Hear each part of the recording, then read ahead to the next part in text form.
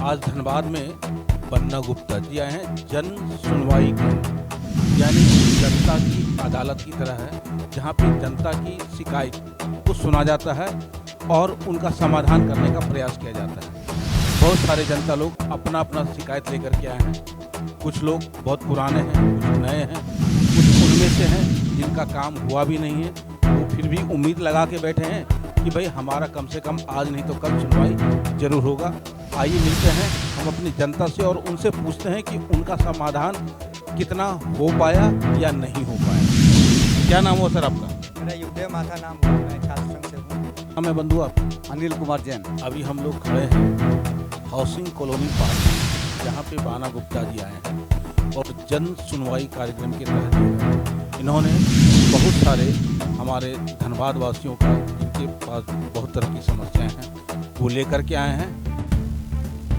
आज यानी कि दिनांक 6/10/2023 हाउसिंग कॉलोनी पार्क में बन्ना गुप्ता जी झारखंड के स्वास्थ्य, चिकित्सा, जन कल्याण एवं शिक्षा मंत्री जी पधारे हैं जन सुनवाई केंद्र में, जहां पे लगभग 89 आवेदन पर सुनवाई हुई।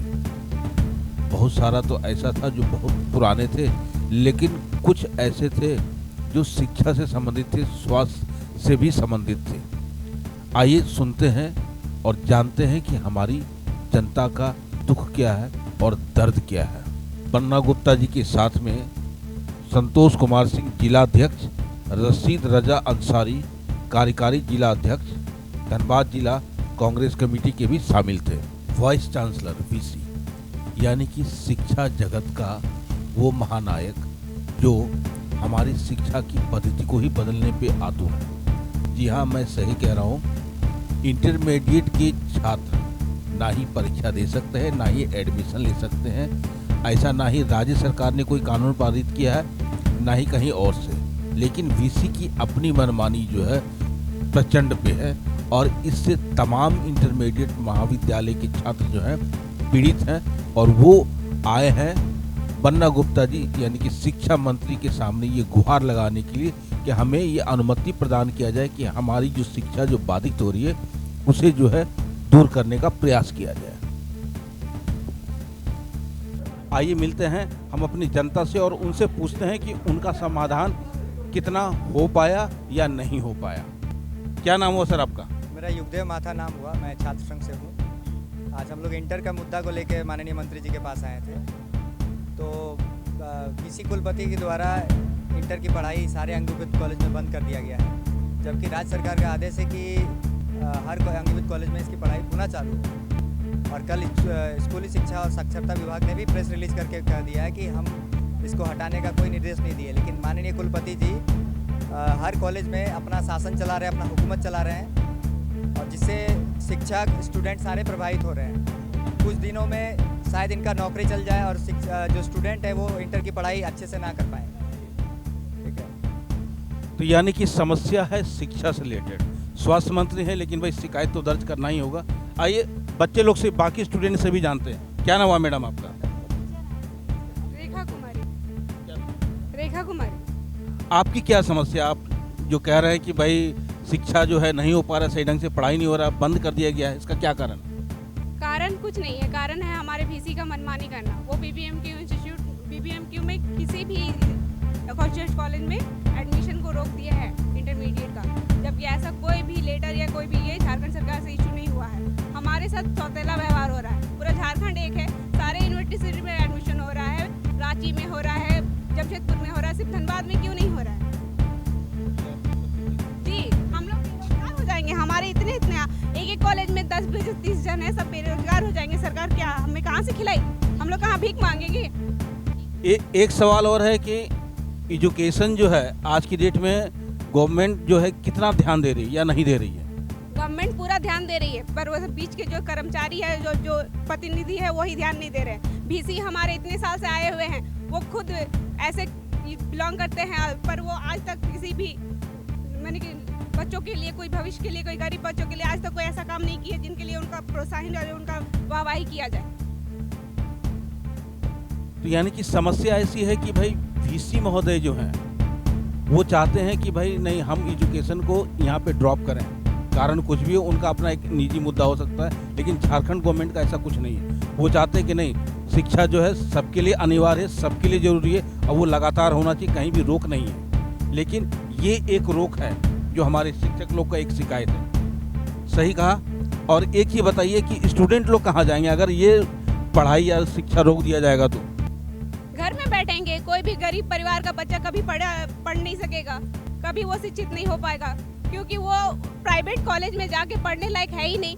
जिसका बाप ठेला चलाता है, पकौड़ी बेचता है, वो लोग कहाँ से पढ़ाई करेगा? जब ये बीसी हमारे सारी सरकारी कॉलेज में इंटर का पढ़ाई बंद कर देंगे तो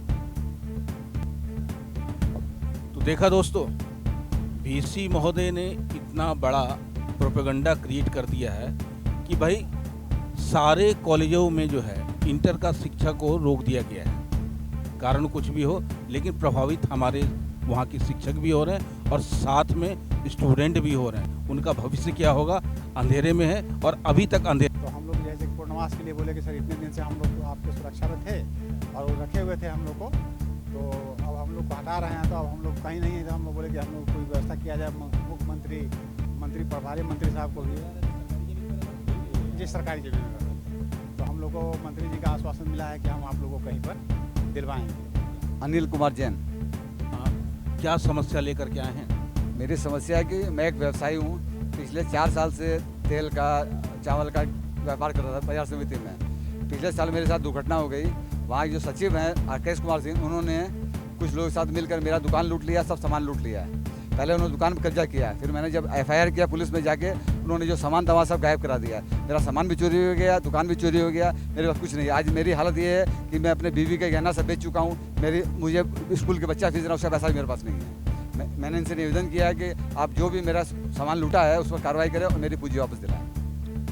यहाँ का प्रशासन से आपको कोई सपोर्ट नहीं मिला? आज तक FIR लॉन्च नहीं हुआ। आज भी मैंने यही कहा, पहले FIR लॉन्च कराइए तब ना पैसा का वसूली होगा। खाली चिट्ठी से काम होना नहीं, चिट्ठी से मेरा पेट भरना नहीं है, मेरा व्यापार चलना है, फिर भी लगता नहीं कि सुनवाई हो। जो चिट्ठी पत्री से काम नहीं होना है, आप FIR लॉन्च कराइए तब बात आगे बढ़ेगी। और दूसरा आपका क्या समस्या है कि धनबाद जो देश की कोयला राजधानी है, झारखंड की आर्थिक राजधानी है, वहाँ एयरपोर्ट नहीं है। तो मैंने उनसे कहा अभी बता गुप्ता से एयरपोर्ट नहीं है। बोले जैन साहब क्या फ़र्क पड़ता है, आप उड़ के चल जाइए कहीं।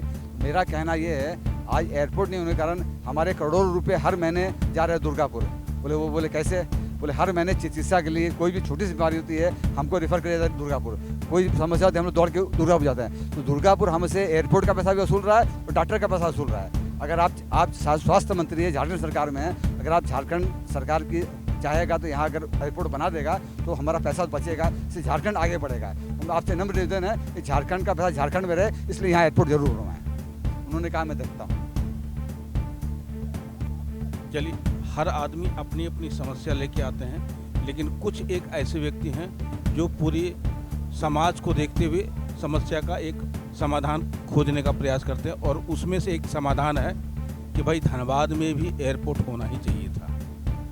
पिछली बार भी धनबाद में एयरपोर्ट की बातचीत चली, काम आगे बढ़ा, लेकिन लास्ट में पता चला कि ये एयरपोर्ट का प्रोजेक्ट ही उठ के चला गया देवघर, जो आज देवघर में डेवलप हो रहा है। लेकिन धनबाद में नहीं होगा, क्योंकि हो सकता है कि यहाँ कुछ ना कुछ समस्याएं हैं। अब क्या समस्या ये तो सरकार ही बताएगी, लेकिन बहरहाल जनता का भी यही एक शिकायत है कि भाई नहीं, कम से कम धनबाद जो कोयले की राजधानी है, यहाँ भी एयरपोर्ट होना ही चाहिए, क्योंकि यहाँ व्यापारी, व्यवसाय और डेवलपमेंट सबके लिए सबसे ज़्यादा जरूरी है। जी सर, आपका क्या नाम हुआ? मेरा नाम है उपेंद्र कुमार सिंह। आपकी क्या समस्या?